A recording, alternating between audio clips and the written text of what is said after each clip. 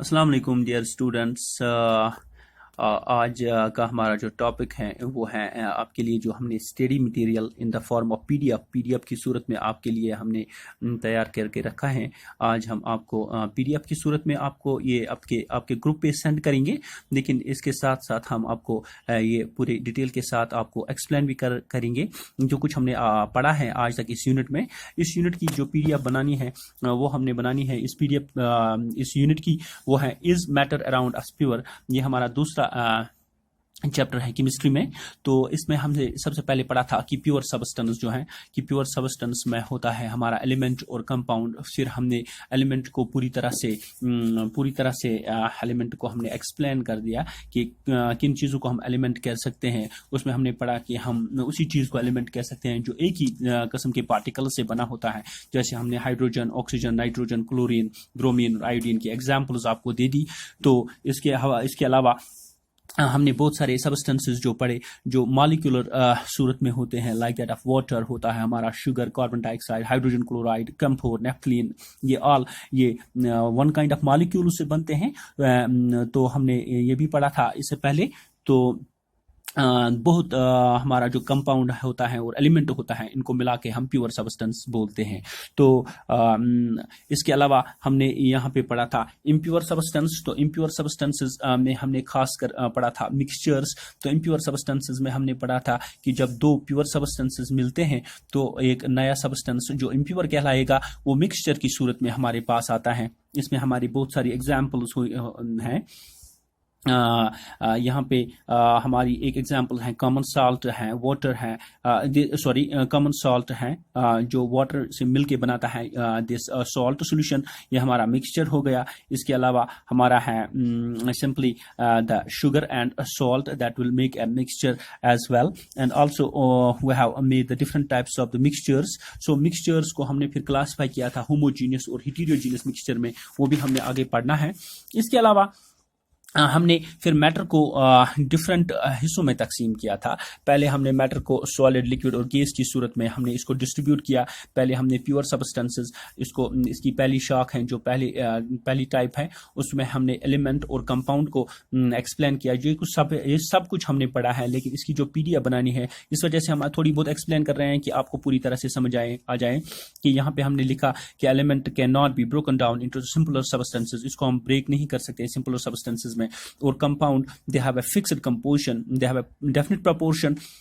यहाँ पे हमने मीथेन, शुगर और वाटर और सॉल्ट की एग्जांपल्स भी कोट की हैं।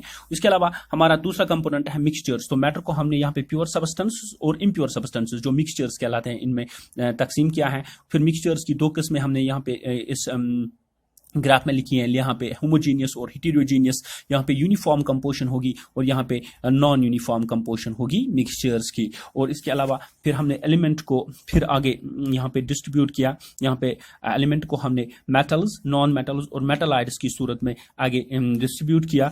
फिर हमने एलिमेंट की डिटेल जानी कि एलिमेंट किस चीज़ को हम बोलते हैं। Element is the simplest form और the basic form of a pure substance which can be neither be broken of और built from a simpler substances by any physical or chemical methods। ये इसकी definition हमने जानी।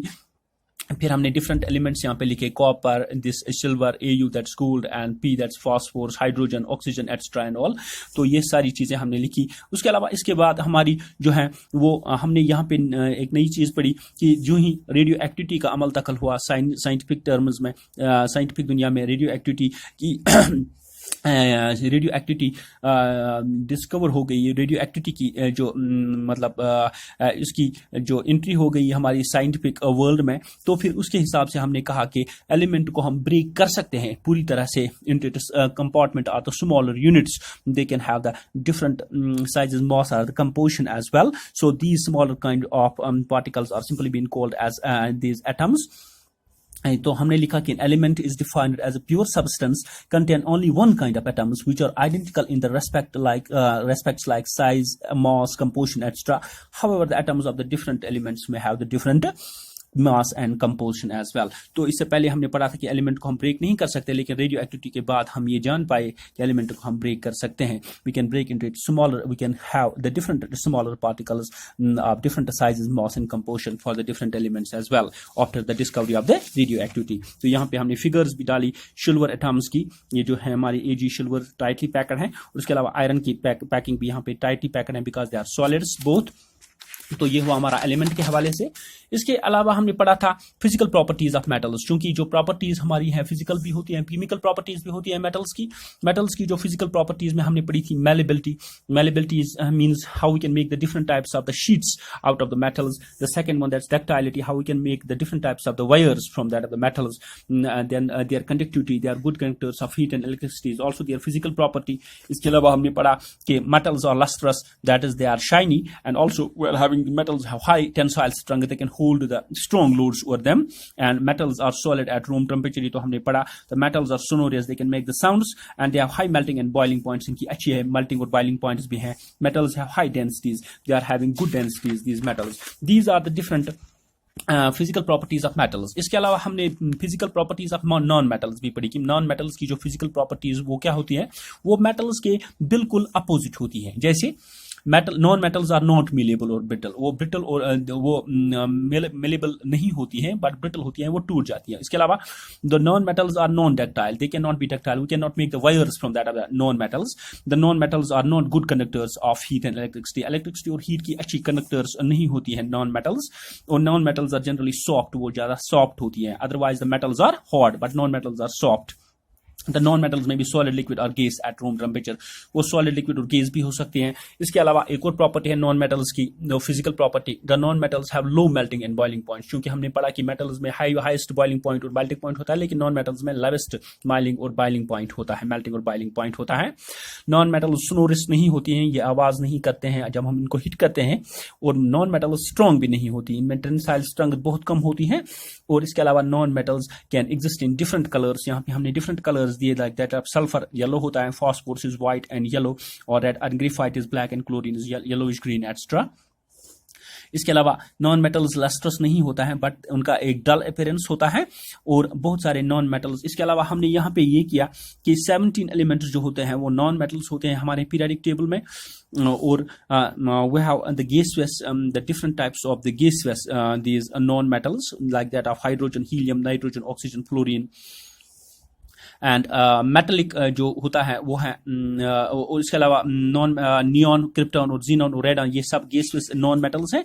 और liquid में हमारा bromine होता है, और सॉलिड नॉन मेटल में होता है carbon, we are having the phosphorus, we are having the sulfur, we are having selenium and iodine. So ये सारा हमारा वो physical properties of these non metals।